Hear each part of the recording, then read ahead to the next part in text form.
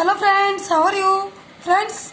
आज हम कच्छ वंश के टॉपिक में सवाई प्रताप सिंह के बारे में पढ़ेंगे और कुछ रियासतों के बारे में पढ़ेंगे जो हमारे राजस्थान जीके के किसी भी कंपटीशन एग्जाम के लिए बहुत ही ज़रूरी है।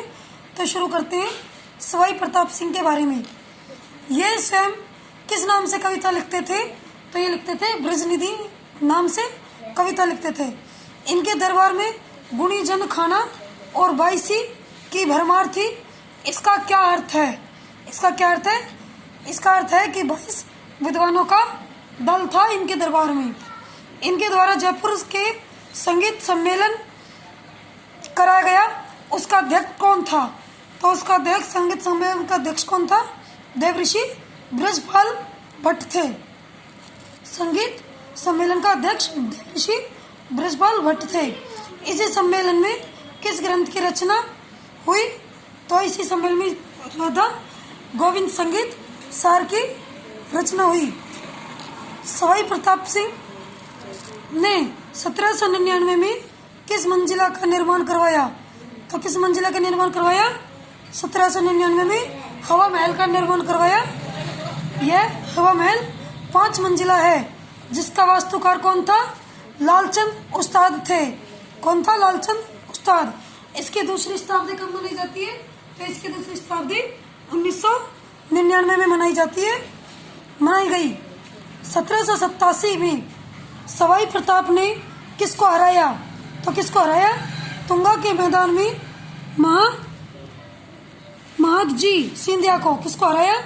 महादजी सिंधिया को हराया।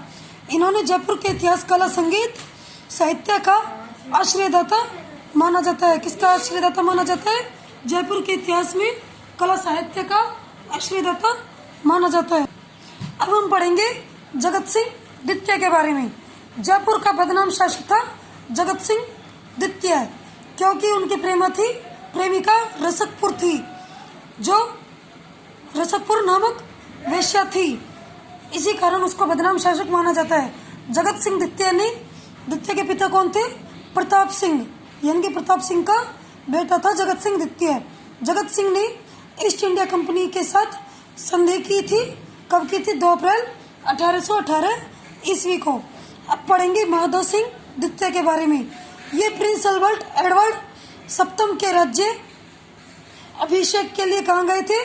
समारोह के लिए ये गए थे इंग्लैंड। ये इंग्लैंड क्या लेकर गए?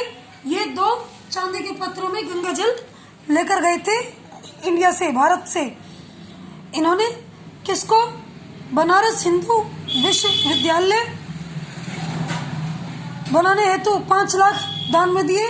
तो इन्होंने दिए थे पंडित मदन मोहन मालवीय को। किसको दिए थे? पंडित मदन मोहन मालवीय को 5 लाख दान में दिए थे बनारस हिंदू विश्वविद्यालय बनाने के लिए। अब पढ़ेंगे मान सिंह द्वितीय के बारे में। पहले जगत सिंह द्वितीय के बारे में पढ़ा था, फिर माधव सिंह द्वितीय के बारे में। अब पढ़ेंगे मान सिंह द्वितीय के बारे में। तो मान सिंह द्वितीय 30 मार्च 1949 के बाद इन्हें आजीवन राज प्रमुख बनाया गया। आजीवन यानी कि पूरी उम्र भर का इनको राज प्रमुख बनाया गया 30 मार्च 1949 को। ये स्पेन के राजदूत भी रहे। राजस्थान का प्रथम उच्च न्यायालय का उद्घाटन किसके द्वारा किया गया? मान सिंह द्वितीय द्वारा करवाया गया प्रथम उच्च न्यायालय का उद्घाटन। राजस्थान में पहले महिला लोकसभा सदस्य गायत्री देवी थी, जिसके नाम से किस विश्वविद्यालय मुख्य महिला विद्यालय की स्थापना हुई। यानी कि राजस्थान में जो पहले महिला लोकसभा सदस्य की गायत्री देवी थी, जिसके नाम से किस महिला विद्यालय की स्थापना हुई थी? महारानी गायत्री देवी गर्ल्स स्कूल की स्थापना जयपुर में हुई थी।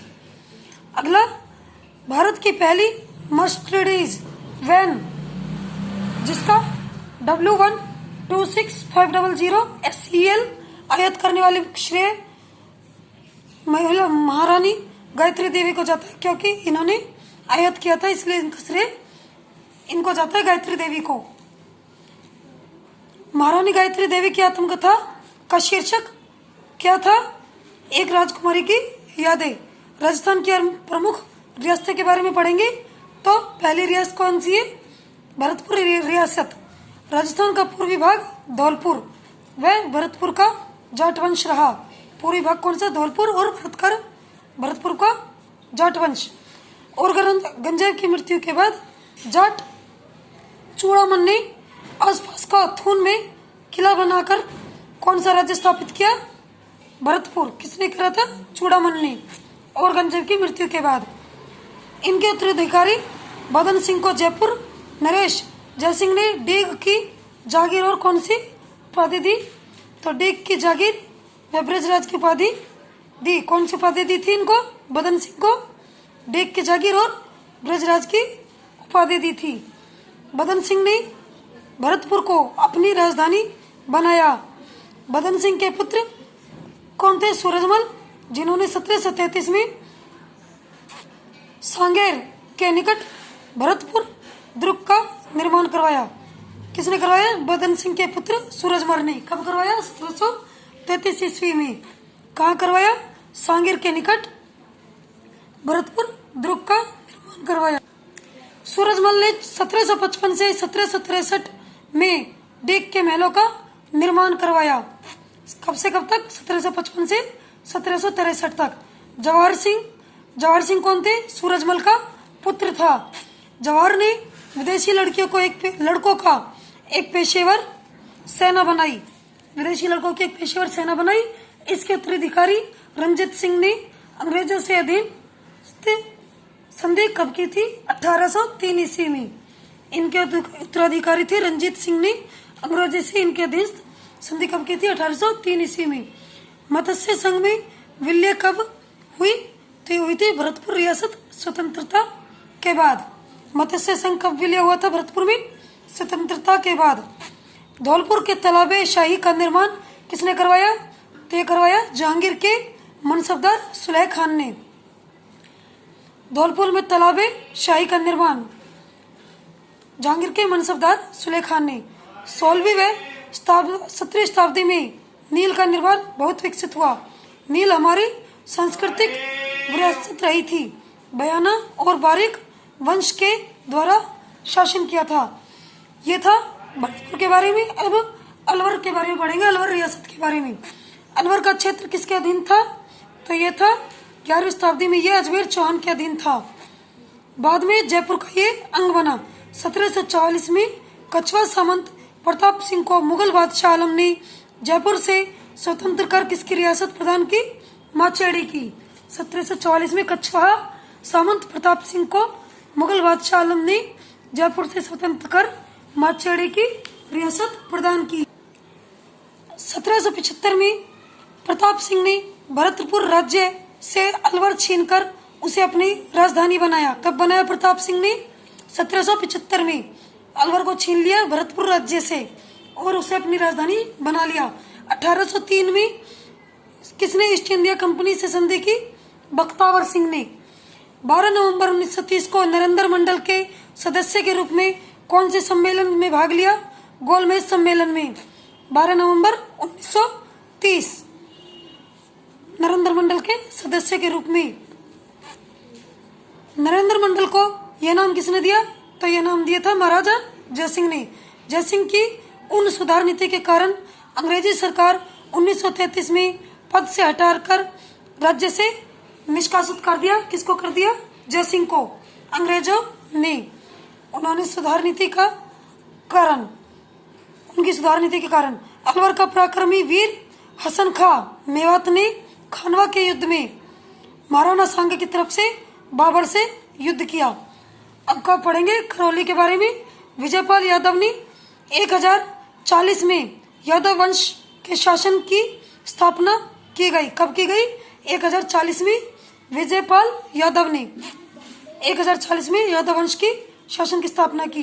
तीमनपाल ने तीमनगढ़ का निर्माण करवाया।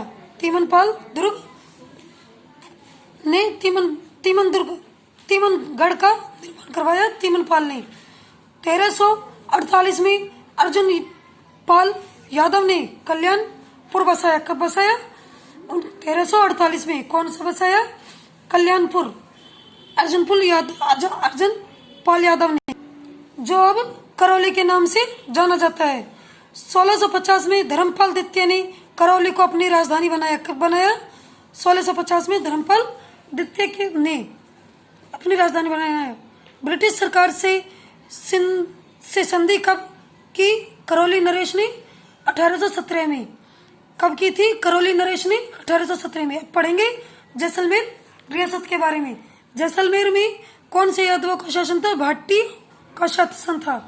चंद्रवंशी यादवों के वंशज भाटियों का शासन। भाटी के पुत्र मंगल राव ने तन्नौट में भाटी वंश की स्थापना कर दूसरी राजधानी की स्थापना की। भाटी वंश की दूसरी राजधानी की स्थापना की। प्रथम राजधानी भाटी ने 285 ईस्वी में भटनेर और हनुमानगढ़ की स्थापित की। कब की थी? हनुमानगढ़ में स्थापित की। 1155 से 56 में जैसलदेव भाटी ने जैसलमेर दुर्ग का निर्माण करवाया। कब करवाया? 1155 से 56 तक। ये वाला हम दोबारा पढ़ते हैं। भाटी के पुत्र थे मंगल राव। तन्नौट में भाटी वंश की दूसरी राजधानी की स्थापना की। प्रथम राजधानी भाटी ने 285 में भटनेर की और हनुमानगढ़ में स्थापित थी। कहाँ की? हनुमानगढ़ में। 1818 के यहाँ के शासक मूल राज ने ईस्ट इंडिया कंपनी से संधि की। कब की थी? 1818 ईस्वी में मूल राज ने ईस्ट इंडिया कंपनी से संधि की। 3 अप्रैल 1946 को यहाँ के अंतिम शासक कौन थे जिसके काल में सागरमल गोपा को अमानवीय यातनाएं देकर मार डाला? 3 अप्रैल 1946 को यहाँ के अंतिम शासक कौन थे जिसने सागरमल गोपा को अमानवीय यातनाएं देकर मार डाला? तो वे थे जवाहर सिंह के शासनकाल में। किसके शासनकाल में? जवाहर सिंह के शासनकाल में। अब पढ़ेंगे टोंक रियासत के बारे में। टोंक रियासत 9 नवंबर 1817 को अंग्रेजी सरकार ने टोंक को नई रियासत बनाया। 9 नवंबर 1817 को अंग्रेजी शासन ने किस टोंक का नवाब बनाया? अमीर खां पिंडारी को। किसको बनाया टोंक का नवाब? अमीर खां पिंडारी को। यहाँ राजस्थान की एकमात्र मुस्लिम रियासत के मोहम्मद ने इब्राहिम अली खान ने टोंक में नृत्य गायन और संगीत के लिए कौन सा महल बनवाया? तो ये बनवाया सुनहरी कोठी नामक शानदार महल बनवाया। अब पढ़ेंगे डूंगरपुर रियासत के बारे में। 1177 में सामंत सिंह ने गोयल ने की। 1177 में सामंत सिंह गोयल ने इसकी स्थापना की। सामंत सिंह के पिता कौन थे? करण सिंह।